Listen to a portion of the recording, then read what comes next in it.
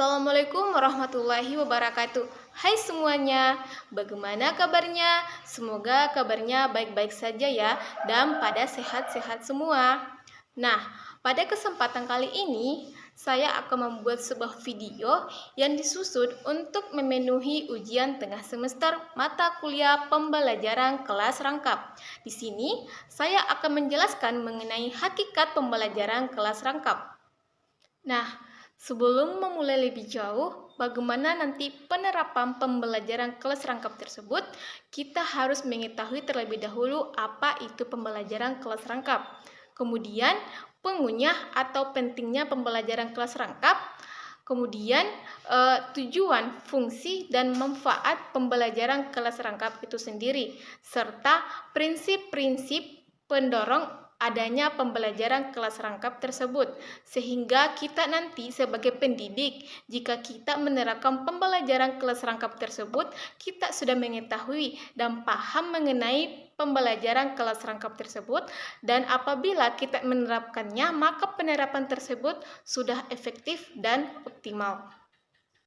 Oke, langsung saja. Di sini kita akan membahas mengenai hakikat pembelajaran kelas rangkap. Nah, dalam hal ini kita akan membahas mengenai yang pertama, pengertian pembelajaran kelas rangkap, yang kedua, perlunya pembelajaran kelas rangkap, dan yang ketiga, tujuan fungsi pembelajaran kelas rangkap, dan yang keempat, prinsip-prinsip dasar pembelajaran kelas rangkap. Baik, pembahasan yang pertama yaitu pengertian pembelajaran kelas rangkap. Nah, apa sih itu pembelajaran kelas rangkap? Nah, pembelajaran kelas rangkap adalah suatu bentuk pembelajaran yang mempersyaratkan seorang guru untuk mengajar dalam satu ruang kelas atau lebih. Nah, dalam waktu yang sama dan menghadapi dua atau lebih tingkat kelas yang berbeda. Nah, pembelajaran kelas rangkap juga itu mengandung arti bahwa seorang guru mengajar dalam satu ruang kelas atau lebih dan menghadapi murid-murid dengan kemampuan belajar mereka yang berbeda-beda. Terus yang kedua, perlunya pembelajaran kelas rangkap. Nah, ada beberapa alasan penting yang menyebabkan pentingnya pembelajaran kelas rangkap dilaksanakan, yaitu ada 5. Yang pertama, alasan geografis. Nah, dalam hal ini, ketika lokasi pembelajaran yang sulit dijangkau atau terbatasnya sarana transportasi dan pemukiman penduduk yang jaraknya berjauhan, serta adanya ragam mata pencarian penduduk, misalnya berladang, mencari ikan, bahkan menebang kayu, atau mencari sesuatu di hutan, maka dalam hal ini dapat mendorong penggunaan pembelajaran kelas rangkap tersebut. Terus yang kedua, alasan demografis. Nah, dalam hal ini, ketika mengajar murid dengan jumlah yang kecil atau murid yang tinggal di pemukiman yang jarang penduduknya, maka pembelajaran kelas rangkap itu merupakan pendekatan yang tepat dan sangat-sangat praktis. Kemudian yang ketiga, kekurangan guru.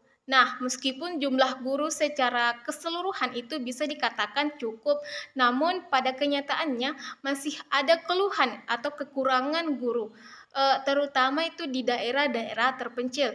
Nah, apalagi bila secara geografis daerah tersebut itu sulit dijangkau, maka akan membuat guru tersebut takut ditugaskan di daerah-daerah tersebut, atau rendahnya minat guru untuk mengadu nasib di daerah terpencil. Oleh karena itu, untuk menjadi seorang guru di daerah seperti itu perlu adanya keikhlasan batin dan penuh sukacita dan kesiapan mental dari guru tersebut. Yang keempat, keterbatasan ruang kelas. Nah, di daerah yang jumlah muridnya sangat sedikit, itu tidak memerlukan ruang kelas yang lebih banyak. Tetapi di daerah lain, meskipun tuh sudah mempunyai ruang kelas sesuai dengan jumlah tingkat kelas mereka, masing-masing itu belum cukup karena jumlah rombongan belajar itu lebih besar. Nah, untuk mengatasi masalah tersebut, maka perlunya menggabungkan 2 atau lebih kelas yang diasuh atau dibimbing oleh seorang guru. Nah, dengan demikian pembelajaran PKR tersebut sangat diperlukan. Kemudian alasan yang kelima yaitu kehadiran guru. Nah, ketidakhadiran guru itu bukan saja dialami oleh sekolah di daerah terpencil, tetapi di kota besar pun juga bisa mengalaminya. Nah, seperti di Jakarta. Nah, musibah banjir itu dapat menghambat kehadiran guru untuk melaksanakan tugasnya. Maka dari itu, guru yang tidak kena musibah itu harus mengajar kelas yang tidak ada gurunya. Nah, ini itu merupakan salah satu penerapan pembelajaran kelas rangkap itu sendiri. Bahasan yang ketiga yaitu tujuan, fungsi, dan manfaat PKR. Nah, tujuan, fungsi, dan manfaat pembelajaran kelas rangkap itu dapat kita kaji dari aspek sebagai berikut, yaitu yang pertama ada quantity dan equity. Nah, dengan mengoptimalkan sumber daya yang ada, pembelajaran kelas rangkap itu memungkinkan kita untuk memenuhi asas kuantiti atau jumlah dan equity atau pemerataan. Kemudian yang kedua, ekonomis. Nah, pembelajaran kelas rangkap itu memungkinkan pemerintah dan masyarakat itu dapat mengurangi biaya pendidikan di mana seorang guru atau beberapa guru itu saja proses pembelajaran itu dapat berlangsung. Nah, dengan demikian juga dengan satu ruang atau beberapa ruang kelas. Nah, proses pembelajaran itu tetap dapat berlangsung. Jadi, secara ekonomis itu biaya pendidikan yang ditanggung oleh pemerintah dan masyarakat akan lebih kecil dengan adanya penerapan pembelajaran kelas rangkap ini. Kemudian yang ketiga, yaitu pedagogis. Nah, sudah seringkali bahwa pendidikan ini kita itu sering dikritik sebagai sistem yang belum mampu menghasilkan lulusan atau tenaga kerja yang mandiri. Nah, dengan demikian lulusan kita ini dinilai kurang kreatif atau bahkan cenderung pasif dan mudah menyerah.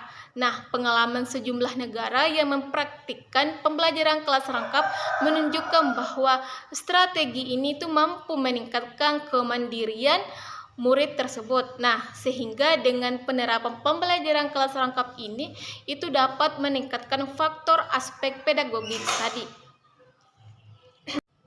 Kemudian yang keempat, keamanan.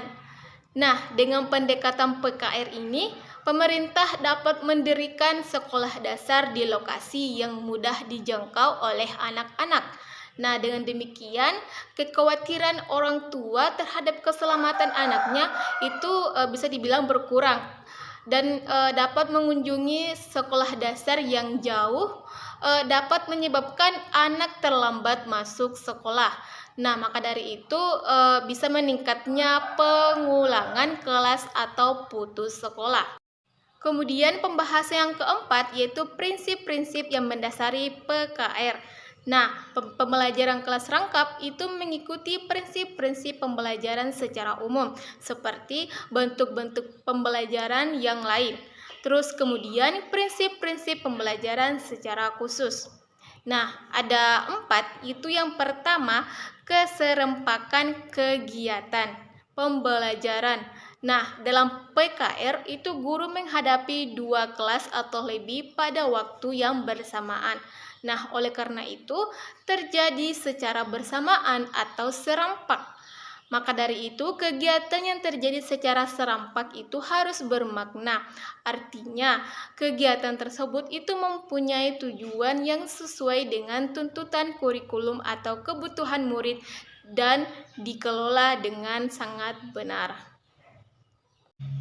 Kemudian yang kedua yaitu kadar waktu keaktifan. Nah, akademik atau WKA tinggi itu selama pembelajaran kelas rangkap berlangsung itu murid aktif menghayati pengalaman belajar yang bermakna. Nah, PKR ini tidak memberi toleransi pada banyaknya WKA yang hilang karena guru itu tidak terampil atau mengelola kelas. Misalnya waktu tunggu yang lama, pembentukan kelompok yang lamban, atau pindah kelas yang memakan waktu, makin banyak waktu yang terbuang, maka makin rendah kadar WKA tersebut.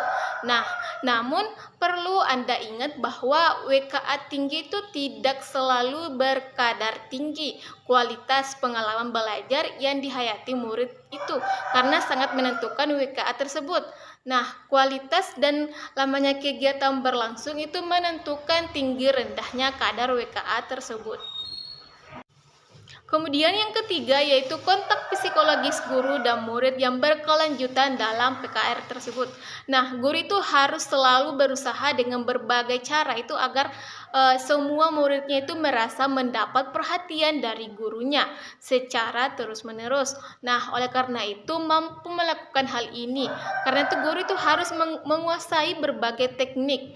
Nah, guru itu harus mampu melakukan tindakan instruksional dan tindakan pengelolaan yang sangat-sangat tepat. Nah, tindakan instruksional itu adalah tindakan yang langsung berkaitan dengan penyampaian isi kurikulum tersebut, seperti menjelaskan, memberikan tugas, atau mengajukan pernyataan atau pertanyaan. Nah, tindakan pengelolaan itu adalah bisa dibilang suatu tindakan yang berkaitan dengan penciptaan dan pengembalian kondisi kelas yang optimal. Kemudian yang keempat yaitu pemanfaatan sumber secara efisien.